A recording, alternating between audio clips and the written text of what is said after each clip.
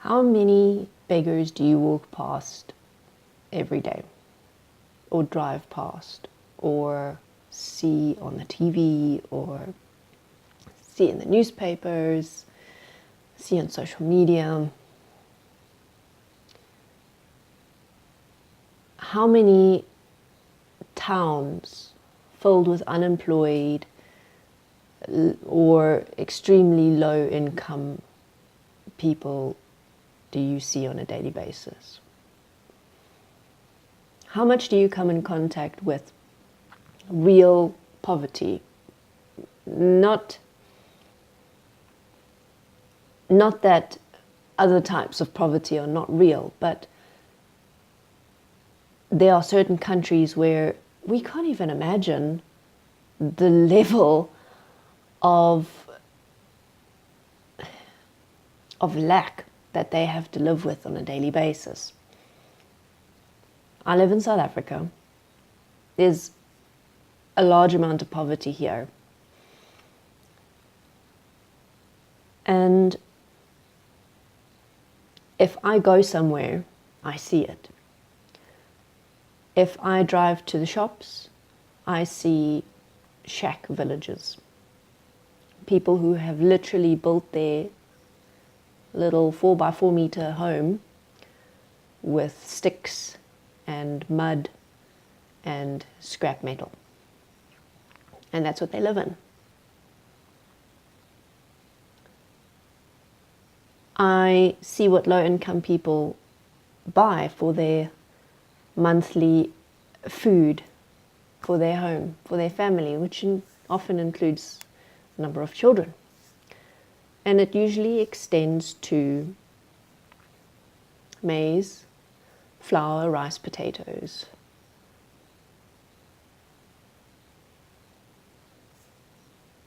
That's it. And these are people who are employed, by the way.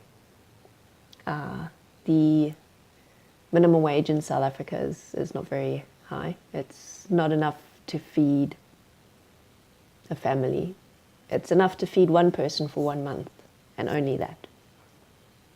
Literally only that. No rent, no electrical bills, no clothing, school fees, nothing. Just for food. So,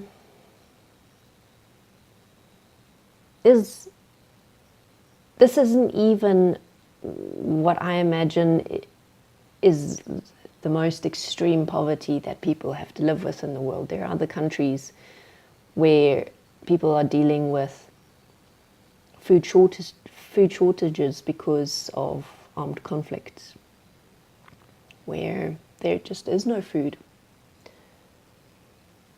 And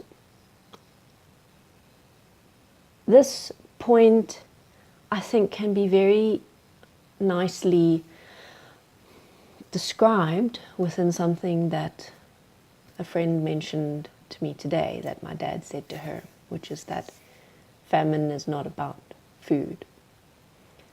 We live in a world of issues that are not actually unsolvable, issues that we could very easily solve. It's not like there is no solution. There is actually a surplus production of food. We produce far too much food than is actually consumed. However, because food is something that is a market-based commodity, it goes where the money is. There's more than enough food, but apparently not enough people who deserve to have it. And this is not something that is a reflection on the elite of the world, or on governments, or on people who are trying to get by working in corporations, or. This is a reflection on each and every one of us. Because the realization that the solution is simple is a simple realization. It's not very far-fetched. We could literally all just come together one day and say, you know what, let's take the extra food and send it to the people who need it. but we don't do that. Sometimes we might believe that they should be producing their own food and that they would be a burden on us. A common one that I hear a lot is that if you start giving things away for free, then the people will start depending on you and wanting more and more and more. And you have to keep giving and giving and giving. Or it costs too much because money, the made up set of numbers that we put into computers, is a finite commodity as well. And we don't have enough of that to pay for the food that makes us be alive. So we live in a world system that we've created and that we continue to be a part of every day, and that we continue to accept every day, and that we continue to perpetuate every day. That makes absolutely no sense. It is a world system that's based on some very unusual points of view that include opinions and beliefs like money is what determines an individual's value. And don't try and deny that you haven't at one point in your life in some way thought that or said something about that.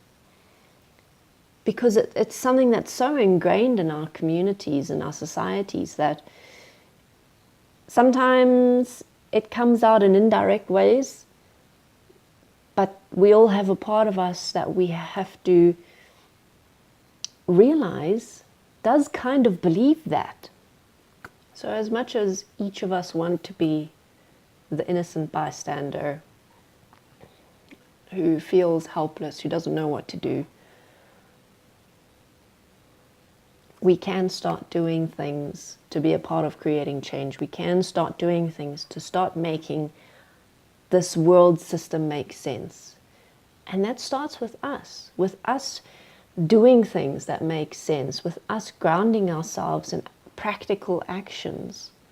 Because in our lives, we participate in all kinds of weird stuff that doesn't actually make sense, because it's not coming from practical planning, it's coming from emotional decisions, it's coming from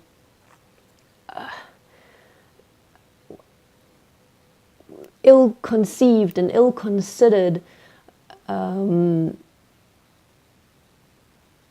impulses. We are the creators of the world. We are the image and likeness of the world system, and it is the image and likeness of us. So we can be a part of creating change by being the change, by actually living the things that we'd like to see happening around us. And it doesn't take Superman to do that. It just takes a little bit of common sense. It takes a little bit of asking questions, and it takes a little bit of being brutally honest with ourselves. Thank you for watching. You're going to see me next time.